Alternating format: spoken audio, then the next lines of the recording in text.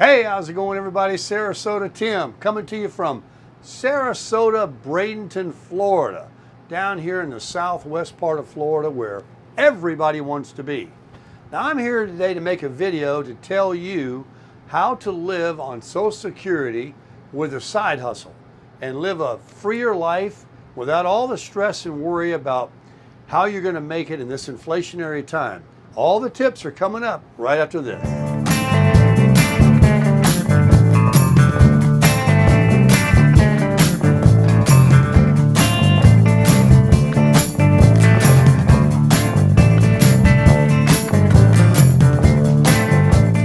First, let's make us some coffee. Welcome back.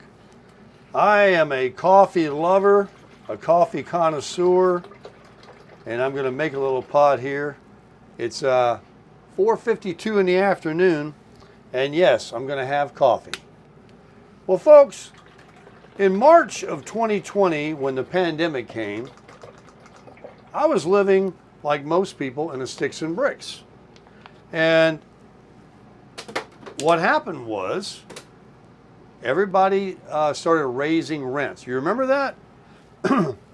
Well, I was not excluded. They raised mine too. In fact, they were all too proud to tell me how much and how soon they were going to do it. But I said, no, not having anything to do with it. I will not spend almost $2,000 a month for a roof over my head before everything else. I said, no way, Jose. And I left the Sarasota area and I went over to where I was raised for a lot of my life, over in the Palm Beach County, over on the east coast of Florida. And I thought, man, I just started my Social Security. They raised my rent $500 a month, and everybody was shut down. I didn't know what I was going to do. I had some money saved. I wasn't broke, but I wasn't going to just draw it down every month like people are doing today and have been doing since the rents have gone up. I don't know how people are doing it. So I thought, let me make a video and share with people how they can beat the system. I beat the system. I'm beating it big time. And this is what I did. I checked out. Let me straighten up here a little bit. Moved over to the east coast of Florida.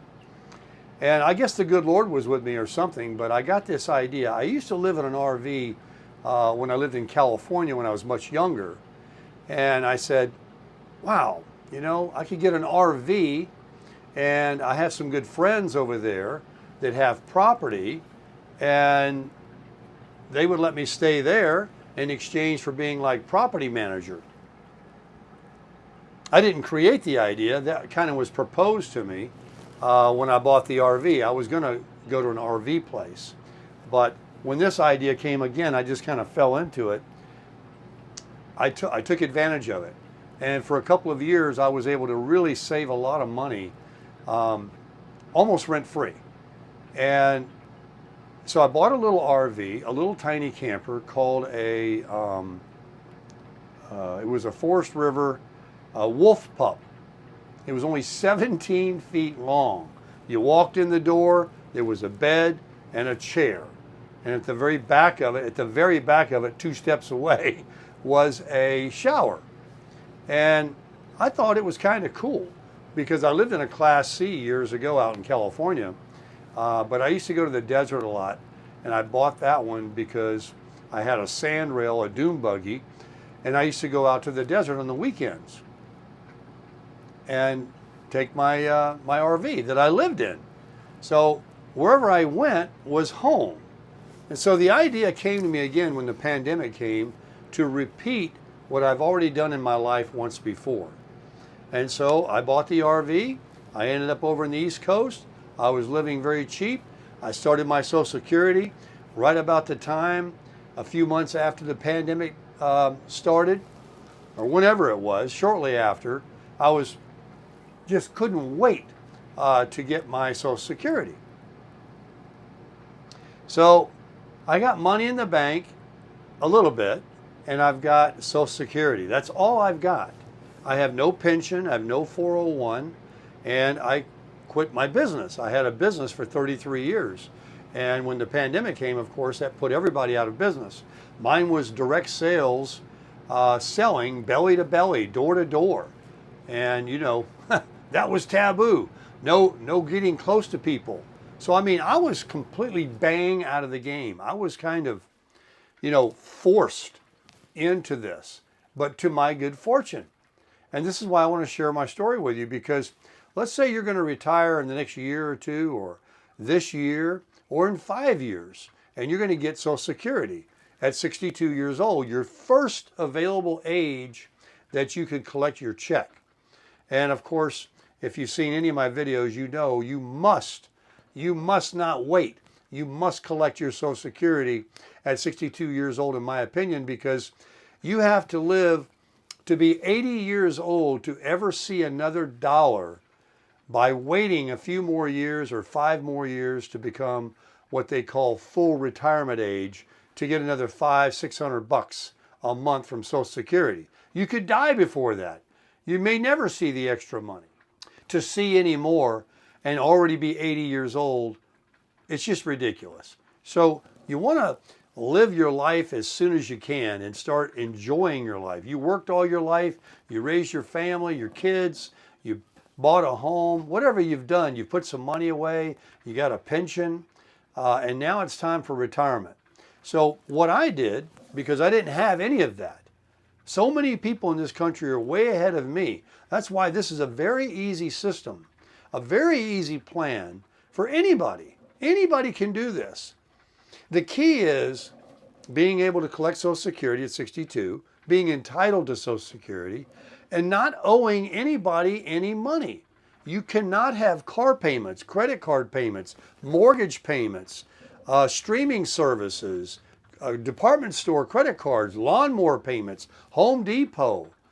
You cannot have anything more than what it costs you to live as a minimalist. That would be food, fuel, auto insurance, and, you know, allowance for clothing. You got to buy a new shirt every now and then, and your shoes and your pants. You got to be able to clothe yourself. You've got to be able to eat.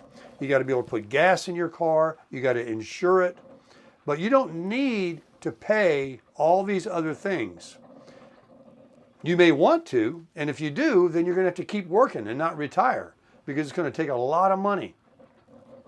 So I collect $1,800 a month Social Security.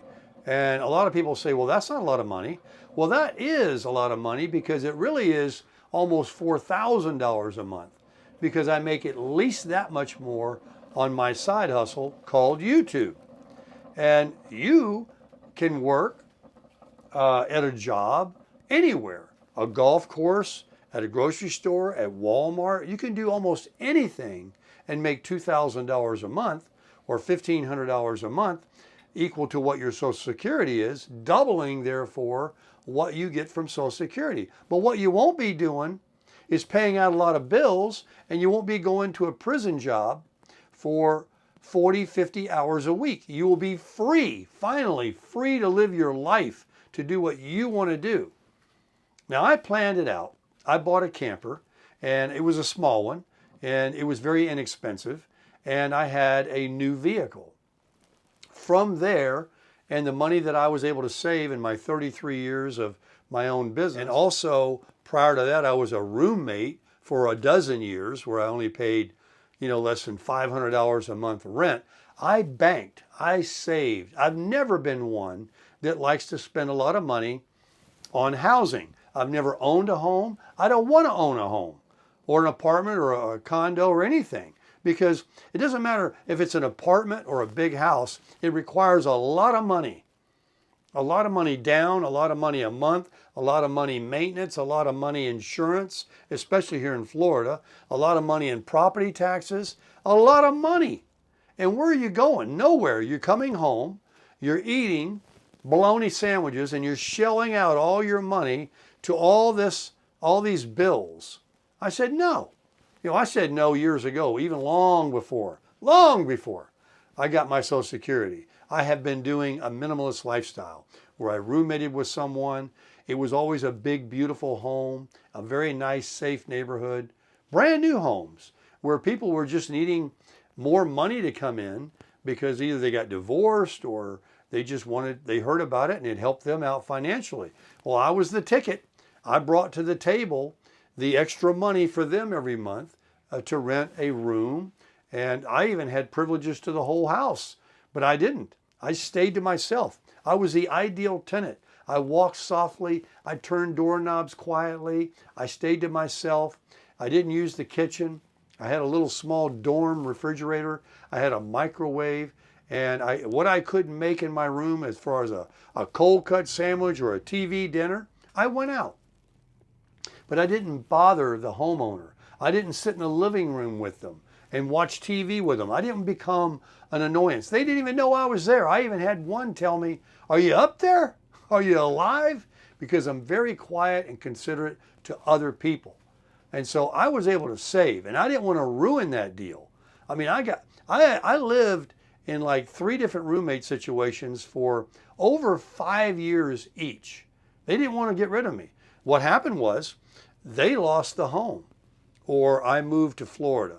But 2 of the 3, the people lost their jobs and lost their home. One was back in 2007, 8, and 9, whatever it was, when the housing market crashed, and the gentleman just couldn't make his mortgage, so he let the house go back. So he was kind enough to tell me that he was going to go BK before, and I was out like that. And he thought, "Oh man, I shouldn't have told you so soon," because he lost a couple of months' rent because I left immediately. I didn't want to mess around. So for many years, I've been spending my money on, I have a new vehicle. I had a new Harley Davidson. I had a cool Honda Civic SI. I leased some cars because I was in business. And what people were spending in rent and mortgage payments and insurance, home insurance and stuff, I was able to spend between my $500 a month rent and a $300 a month or a $400 a month car payment with insurance, under $1,000 less than what people pay for an apartment. And here I am living in a brand new home with a brand new car or a brand new Harley. And I traveled. I went across the United States like 3 times on a Harley. I went all over this country. When I lived in Georgia, it was a day ride for me to go to the Smoky Mountains. I was out all the time traveling, and this has been my life. And so when the pandemic came and my life changed again, and I went back to RVing, I went back to my passion of travel. And so now that's what I do.